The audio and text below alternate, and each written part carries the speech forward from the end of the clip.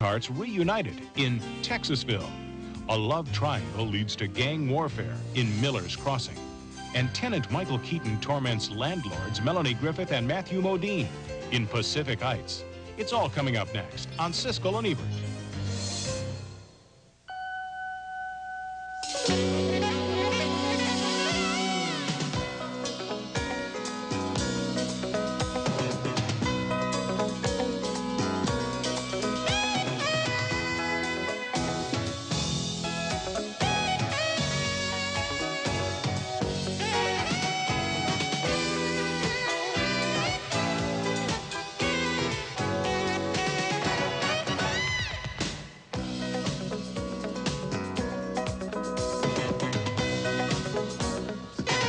They've moved in there, they've changed all the locks so I can't see what he and his little buddy are destroying. He hasn't paid the rent or even a security deposit. Melanie Griffith and Matthew Modine are a young couple who buy an apartment building, and Michael Keaton is their tenant from hell in Pacific Heights, one of the new movies we're going to be reviewing this week on Siskel and Ebert.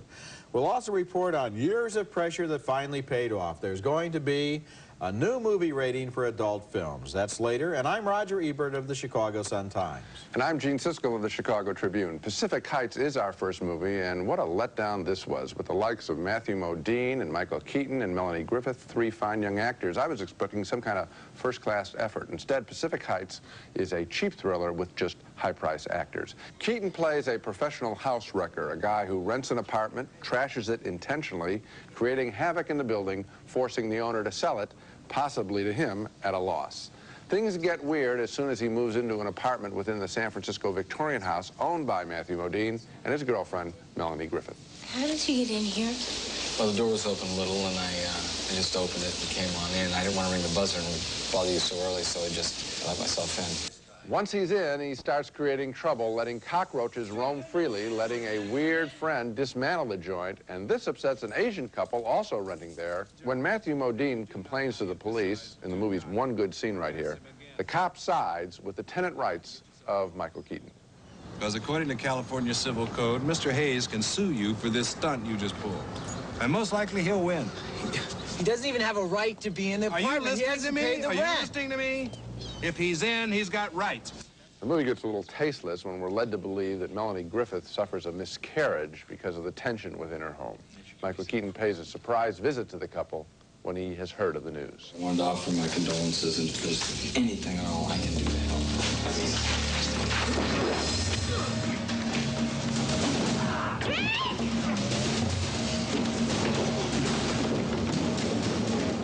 You know, and I mentioned that the script is tasteless because it has her have a miscarriage because of this supposed mental tension. I think that's really insulting to women. I mean, you know, that they're such fragile creatures that they can't handle a tough situation like this, so, you know, immediately miscarriage. And while I was watching this picture, I got angry for other reasons. I was waiting constantly for something significant to happen, for it to be something more than just a routine thriller about a bad tenant. But there is nothing more to Pacific Heights, and I was astounded. Well, I was really disappointed by the picture, too. I mean, I expected at some point it would develop into maybe something like Rosemary's Baby, where another couple in the same building is doing something sinister behind closed doors and you don't know what it is. It turns out to be completely predictable. And in a movie like this, where they go to the lengths of putting in the old scene where she goes down in the basement to hear a noise, but it turns out to be the cat. Right. I mean, how often has it turned out to be the cat? It always turns out to be the cat. It seemed to me as if they could have done something more than just plug in old parts in a routine structure here. There are other pictures that are like this, Fatal Attraction, Sea of Love, where there's tension, but they stand for something else. They stand for relationships between men and women in some way in the modern age. Nothing more than just tenant rights. Basically, what this is, the first horror movie for yuppies, and they take the axe to your house instead of to your head. This has been an autumn season filled with movies about organized crime, and the latest one is named King of New York. It stars a good actor, Christopher Walken, in a good role as a New York drug dealer who wants to wipe out his competition and do some good at the same time.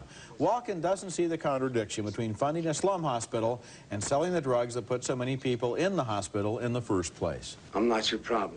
Just a businessman. Walken plays the kind of character who sometimes seems to exist on sheer nerve. Whoa.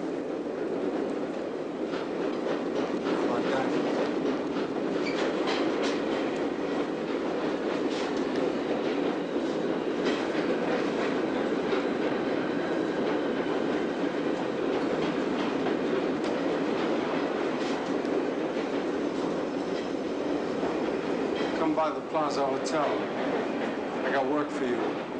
If those three guys are going to get a good reception at the Plaza Hotel, I recommend they put on suits and ties. King of New York was directed by Abel Ferrara, who made the cult hit Ms. 45 and China Girl.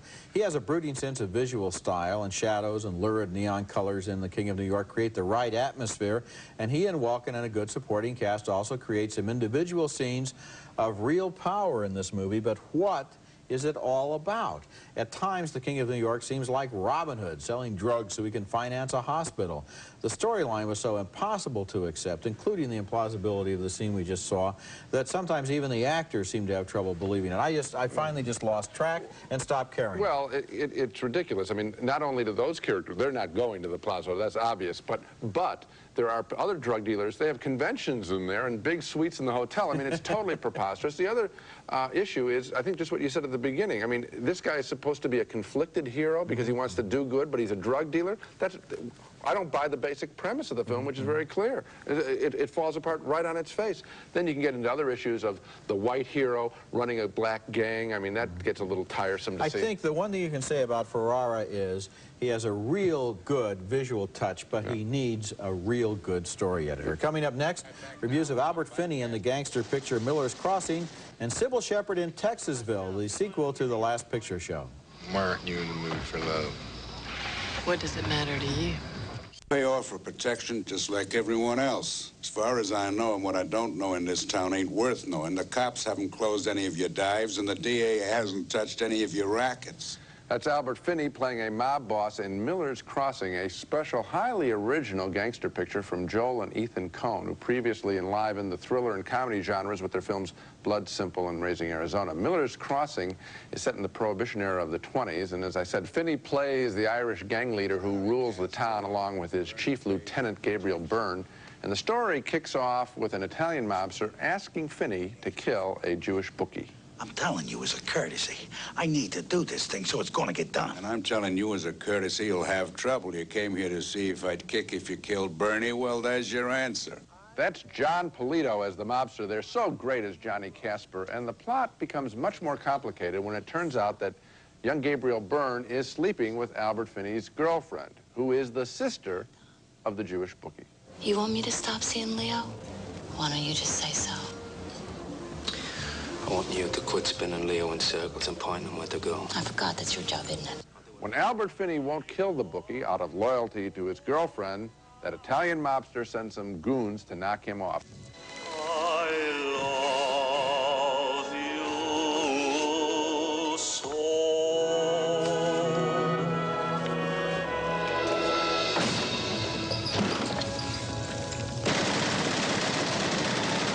At the center of the movie is the Gabriel Byrne character and the life and death decisions he makes, such as when he's asked to kill the bookie played by John Turturro. You probably remember him, the vile son in Do the Right Thing. I'm just a grifter. I'm a nobody. But I'll tell you what, I never crossed a friend. I never killed anybody, never crossed a friend. No, you will bet. We're not like those animals. This is not us. This is a hot dream. It's a dream, Tommy. I'm praying to you. I can't die. I can't die. Out here in the woods. Like a dumb animal. That's a very dramatic scene, and there isn't a bad scene in this movie, not one. This whole picture has been distinctively crafted and polished. We've seen Tommy Guns A-Blazing and other gangster pictures, but not quite like this in color. We've heard used guys' dialogue and other gangster pictures, but not quite like this.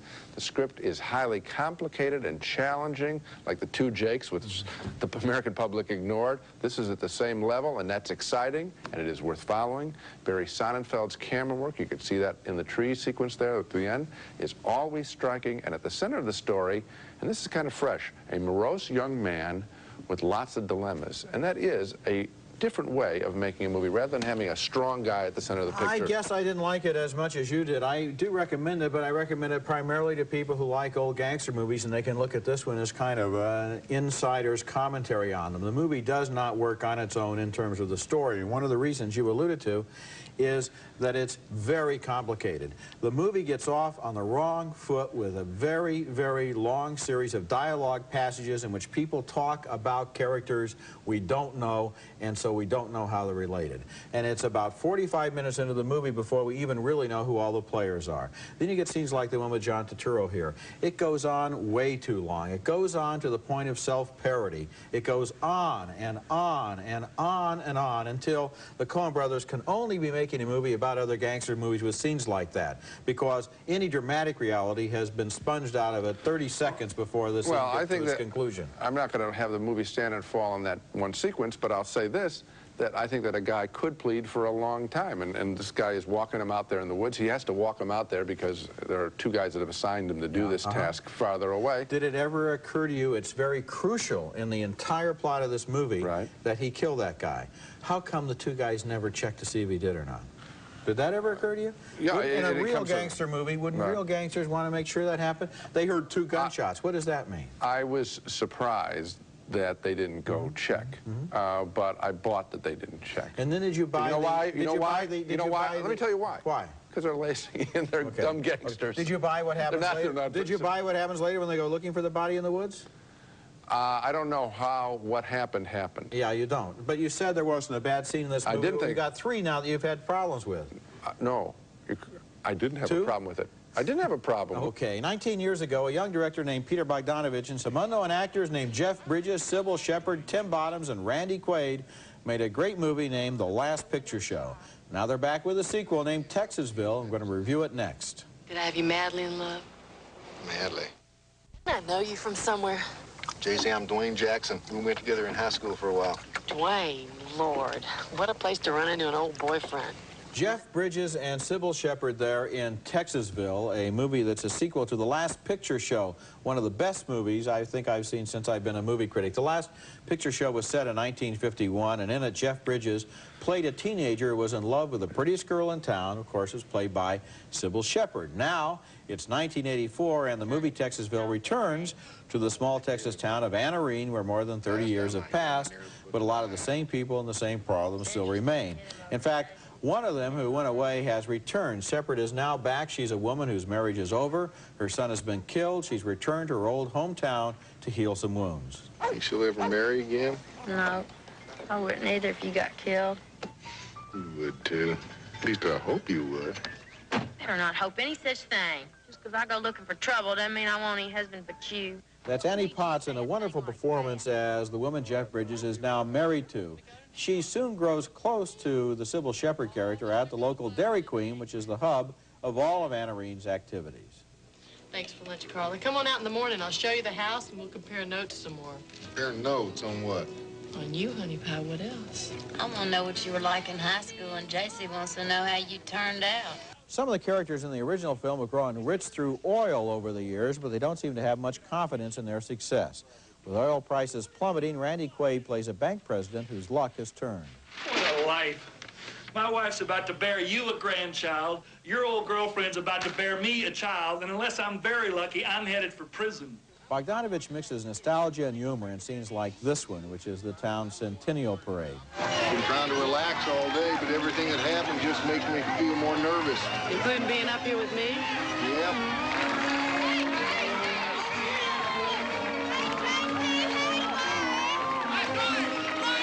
Oh, Dwayne, to them we're romance. Come on, wave at them.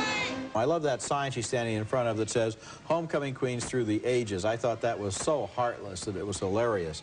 And I loved a lot of Texasville, too. This is not a great original film like The Last Picture Show, but it's a good film, and maybe the difference is that in the first movie, the characters mostly had their dreams ahead of them, and in this one, they made their accommodation. One of the things I liked the best about this film, though, was that whole idea of seeing a whole group of characters 20 years later. Yeah, well, Bogdanovich is back, and so many of the members of his cast are back, so that it's, for anyone who's seen the first film, it has a special meaning. The good pictures that we see, we always wonder when we can talk about what would have happened to the characters. Here, however, there are so many characters that at times, I like the film too, but at times, it's just too much work to do, and so we have to have Tim Bottoms go through his crisis in a way that I think almost turns him into a caricature. I don't think he has a full character. What I liked about the picture, however, is in the main characters, the one that do get enough screen time, we see a whole bunch of really failed marriages, bad marriages, and the people really haven't paid attention to them. And I thought that the strength of this film, the original contribution of it, is just showing us what can happen to a whole bunch of people who don't spend time on their relationships. And I thought that the film was very sharp on that. There's some very sharp dialogue by Sybil Shepherd about what Jeff Bridges doesn't know. And other people, other men just don't know. One of the most unexpected things in marriage is the way that Sybil Shepherd character in the Annie Cox become real good friends. Right. Now, in the original Anna Reed of 1951, the original Last Picture Show, men and women related to each other in extremely traditional ways. Right. Now, a lot of time has passed, and one of the messages of this film is that relationships between the sexes have kind of broken down. Men and women aren't really talking to each other at all. Men talk to men, women talk to women, and their kids are out using drugs in the sagebrush somewhere. It's a pretty, it's a pretty sad outcome to all of the hopes of the original film. That sharp edge in the film is what I really liked. That's a risk for a sequel rather than making a heartwarming picture. Coming up next, a new film named Henry and June becomes the vehicle for change in the long battle over the movie rating system. Ennis, meet my wife, June. Long and rocky road, but the nation finally has a revised movie rating system, one that includes a proper place for films intended for adults only. The new rating is called NC-17. That stands for No Children Under 17, and it represents a victory for everyone who cares about truly adult films. And I'm using adult here in the sense of mature, thoughtful, serious, and intelligent movies, not in the sense of dirty movies. The R rating will still exist just where it was, and then will come NC-17, replacing the old X rating. The problem with the old X rating is that it didn't mean adult, it meant smutty and pornographic. And that's why X-rated movies couldn't be advertised or exhibited in most of the country. Unlike the old X rating, which was nobody's property, this new NC-17 rating will be copyrighted by the Motion Picture Association of America. And administered in such a way, I hope that it will simply be a guide to a movie's contents and not a condemnation of them. This is a scene from a new movie named Henry and June, which is the movie that finally triggered the revision of the rating system. It stars Fred Ward as the outlawed American writer Henry Miller and Uma Thurman as his wife, June. In the bohemian Paris of the 1930s, both Henry and June fall under the spell of the intellectual Anais Nin, who records everything in her diary. The movie was directed by Philip Kaufman, an important American director of such films as The Right Stuff and The Unbearable Lightness of Being. It cost a lot of money and had been threatened with an X rating by the Motion Picture Association. Oh, sorry.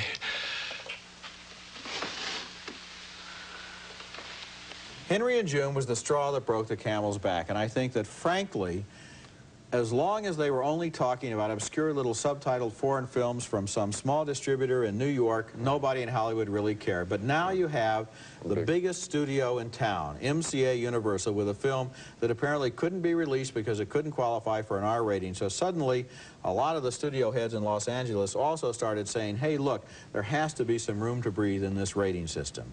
Ever since a new adult movie rating was first proposed on this program, incidentally, in March of 1987, there's been a growing chorus of protests against the way the MPAA's old rating system penalized films by providing no workable classification for adult pictures.